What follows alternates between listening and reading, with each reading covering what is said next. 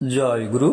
ইষ্টপ্রাণ দাদা ও মায়েরা, আজ ইষ্ট প্রসঙ্গে একটি বিজ্ঞপ্তি জেনে নেব এবং পরম পূজ্যপাদ শ্রী শ্রী আচার্যদেবের দেওয়া সমস্যার সমাধান জেনে নেব। আগামী 16ই সেপ্টেম্বর 30শে ভাদ্র মঙ্গলবার পরম প্রেমাময় শ্রী শ্রী ঠাকুরের 138তম জন্মদিবস মহোৎসব পালিত হবে স্থানীয়ভাবে। শ্রী শ্রী আচার্যদেব দিয়েছেন সমাধান বিভিন্ন সমস্যার। এবারে বিস্তারিত। একটি মায়ের বিয়ের কয়েক বছর পরেই 2 শিশু সন্তানকে রেখে স্বামী বিয়োগ হয়েছেন।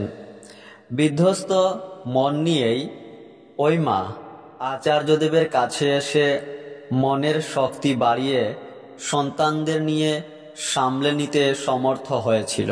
ওই মায়ের লেখাপড়া জানা ছিল।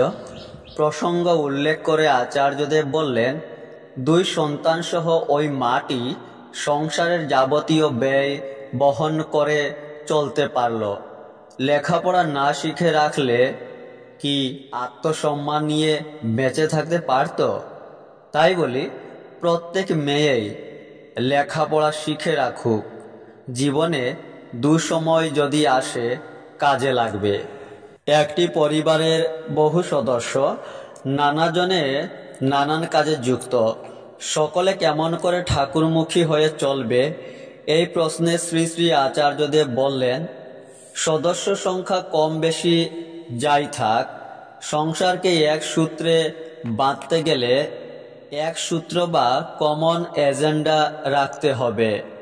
যেমন আমরা পরিবারের সকলে ঠাকুরের দীক্ষা নিয়ে ঠাকুরকে নিয়ে চলছি। এক আদর্শে নিজেদের প্রত্যেককে যুক্ত রাখতে হবে।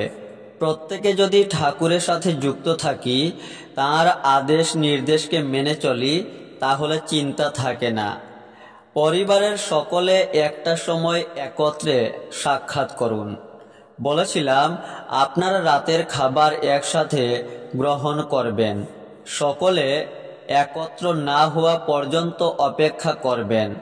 বড়রা প্রত্যেকের খবর নিন। জয় গুরু।